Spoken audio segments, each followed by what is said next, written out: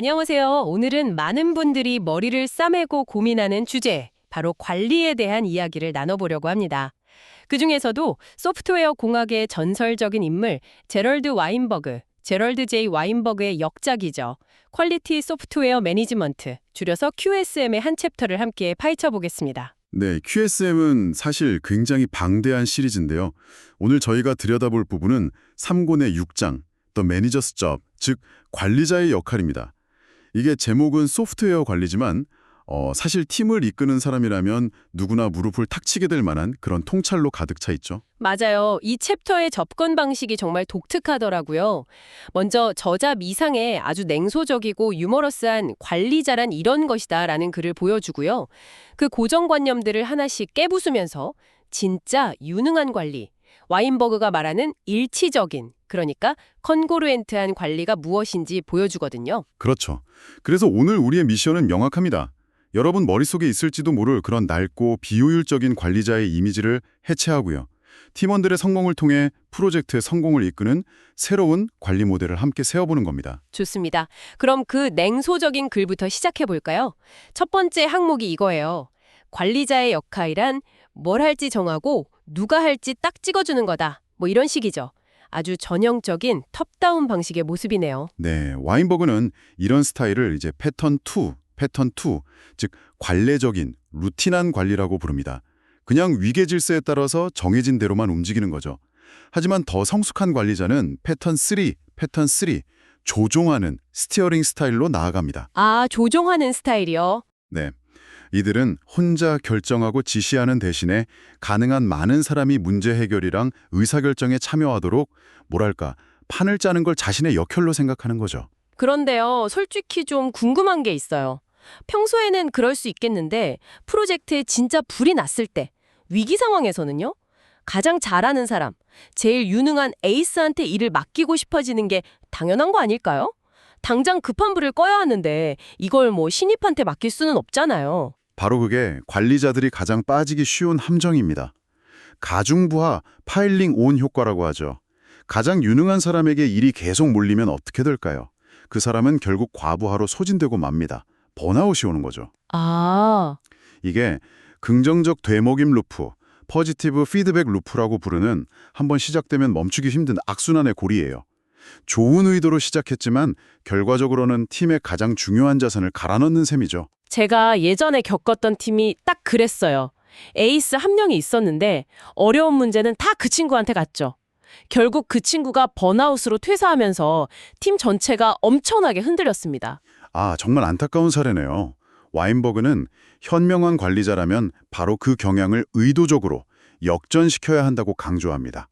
의도적으로 지식이 좀 적거나 덜 바쁜 사람에게 배움의 기회로서 과업을 맡겨야 한다는 거죠. 위기가 닥치기 전부터요. 그래야 팀 전체의 문제 해결 능력이 상향 평준화되고 그 에이스 한 명에게 의존하는 리스크를 줄일 수 있습니다. 전문가의 시간을 보호하고 다른 팀원에게 기회를 주는 구조, 정말 중요하네요. 그런데 이런 구조를 만들려면 결국 팀원들의 이야기를 잘 들어야 할 텐데 이게 또 다음 항목인 경청과 바로 연결되는 것 같습니다. 두 번째, 냉소적 정의는 이래요. 관리자는 그 일을 왜 하면 안 되는지, 왜 다른 사람이 해야 하는지, 왜 다른 방식으로 해야 하는지에 대한 변명을 들어줄 책임이 있다. 듣는 척만 하고 속으론 또 시작이군 하는 표정이 막 그려져요. 와인버그는 이걸 듣지 않으면서 듣는 초이성적인 슈퍼 리즈너블한 경청이라고 아주 날카롭게 지적합니다. 감정이나 맥락은 싹 무시하고 오직 논리적인 정보만 처리하려는 마치 로봇이랑 대화하는 듯한 태도죠. 이런 상황이 벌어지는 근본적인 원인은 관리자가 해결책을 처방, prescribe 하려 들기 때문이에요. 아, 처방이요? 네, 원하는 결과, 아웃컴을 설명하는 대신에 방법을 딱 지시해버리면 사람들은 그 지시 내용이 아니라 지시하는 행위 자체에 반발하게 되거든요. 그러니까 방법을 지시하면 저항이 생기고 목표를 공유하면 해법이 나온다는 말씀이시군요. 근데 현실에서는 관리자가 더 경험이 많아서 특정 방법이 더 효율적이라는 걸 알 때도 있잖아요. 그럴 때도 그냥 목표만 말하고 기다리는 게 맞을까요? 좀 답답할 것 같은데요. 아주 좋은 지적입니다. 그게 바로 관리의 딜레마죠. 와인버그가 말하는 건 무조건 맡겨라가 아니에요. 먼저 목표를 공유하고 팀의 아이디어를 들어본 뒤에 관리자의 경험을 조언으로 덧붙이는 거죠. A 방식도 한번 고려해보면 어떨까요? 예전에 비슷한 문제에서 효과를 봤거든요. 이런 식으로요. 아, 시작점이 다르네요. 그렇죠. 대화의 시작점이 지시냐 질문이냐에 따라 팀의 반응과 참여도가 완전히 달라집니다. 결국 관리자가 먼저 귀를 여는 모습을 보여줘야 팀 전체에 여기선 솔직하게 말해도 되는구나 하는 신뢰가 생기는 거죠. 이게 정말 중요한 역할이에요. 지시가 아니라 질문으로 시작하라. 정말 중요한 포인트네요. 다음으로 넘어가 보죠.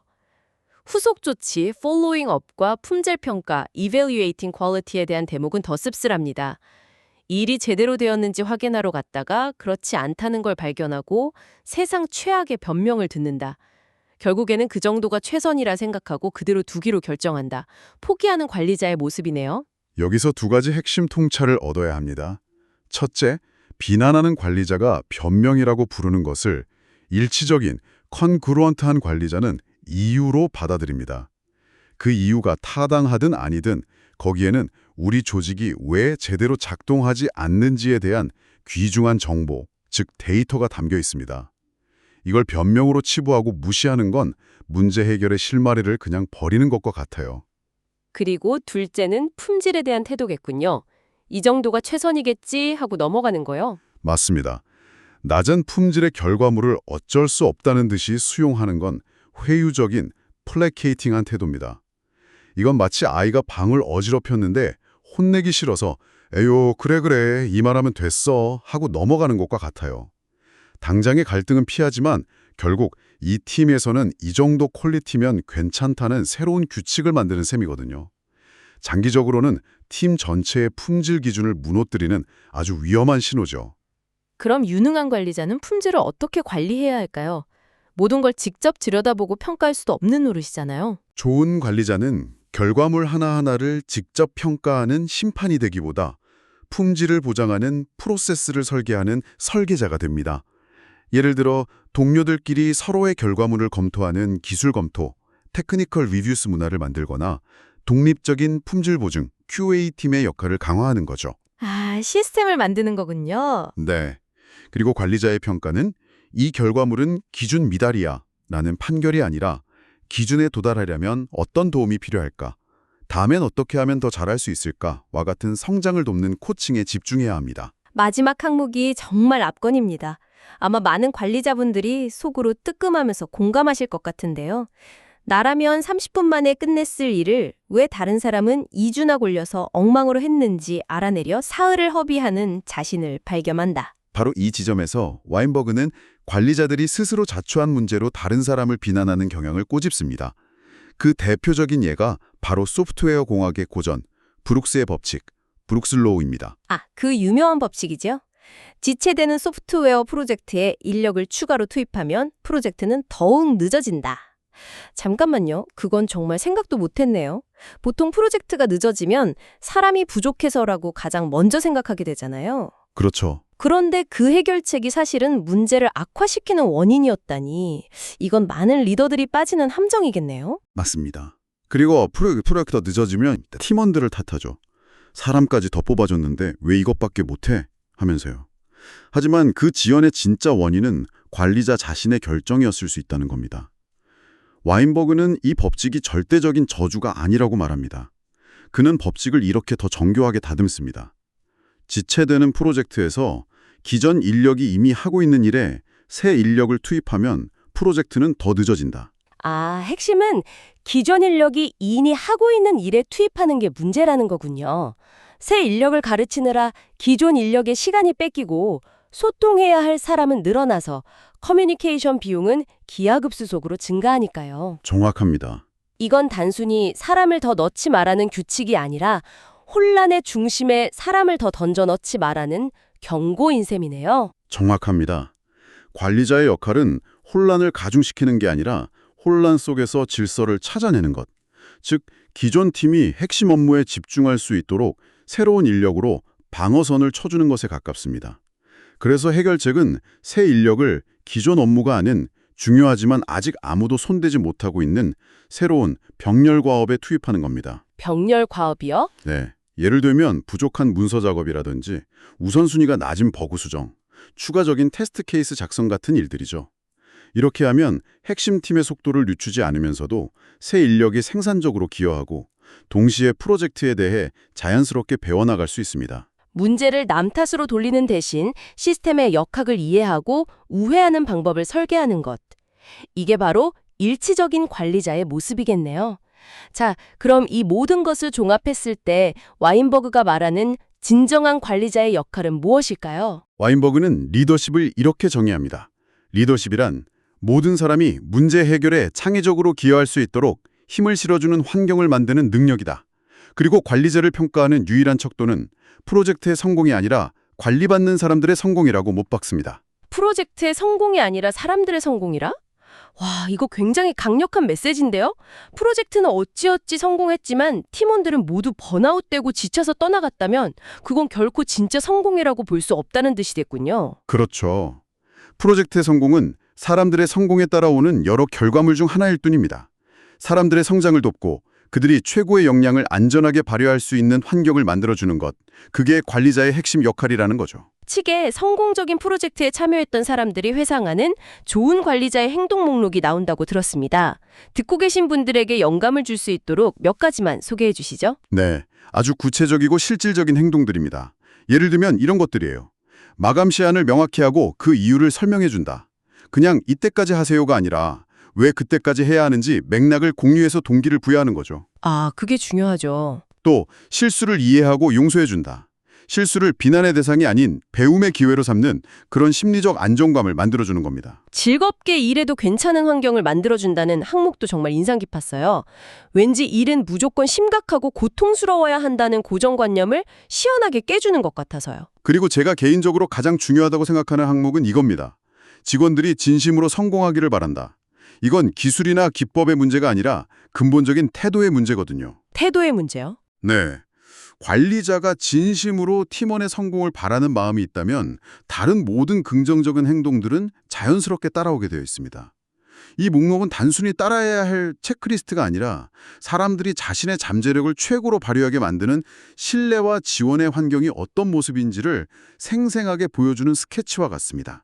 오늘 제럴드 와인버그의 통찰을 통해 낡은 관리자의 스테레오타입을 깨부수고 사람들의 성공을 돕는 진정한 리더십이 무엇인지 깊이 있게 탐색해 보았습니다. 마지막으로 여러분이 계속 생각해 볼 만한 하나의 이미지를 던져드리고 싶습니다.